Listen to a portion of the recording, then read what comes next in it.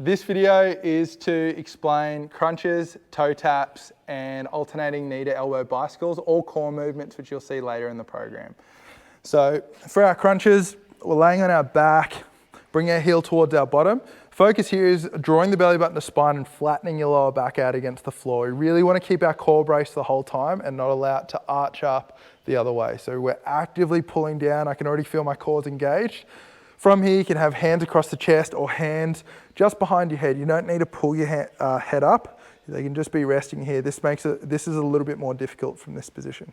From here, we're going to exhale, keeping our lower back pinned flat against the floor and coming up as high as we can, using the core muscles only. I'm not pulling up with my elbows. I'm pulling up with those core muscles, really tightening up through our middle. So from here, exhale, come up. Really try and get your breath in time with the movement. Makes a huge difference for any core work, is that you're exhaling as those muscles are contracting. You'll notice that if you breathe in, you won't even be able to get up as high, let alone feel those muscles work. So really exhale, expel as much air as you can in that top position, squeeze, and then come back down. The way to get the most out of this is to fully expel your air, squeeze, squeeze, squeeze, squeeze, squeeze, and then come back down. So that's our crunch. The next movement is a toe tap. So we're going up into that crunch position, only we're extending our arms down, bending at the torso to reach around and touch our toes, our shoelaces, or our heels.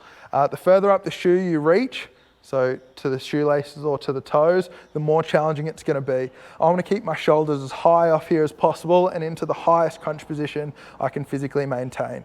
As you start to back off, it's going to become a little bit easier. So really try and pull up. Again, little breaths to maintain position. You don't have to fully breathe in because that'll switch your core off a little bit more. So exhale, squeeze, squeeze, squeeze, and we're moving through that toe tap position. Arms stay straight, and I'm using my core muscles to rotate and reach me around from side to side.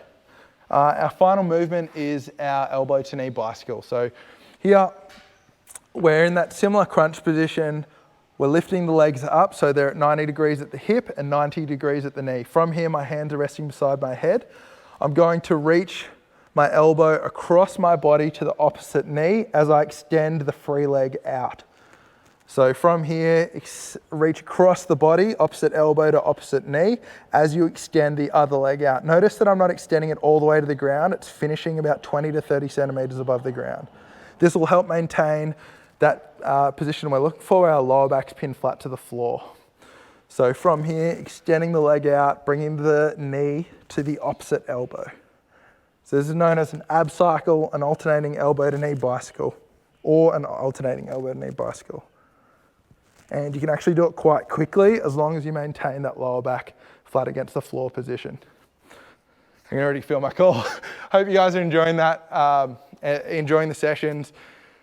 Good luck, enjoy your core work. Feel free to implement more of the core sessions throughout the workout if you're looking for a bit more work to do.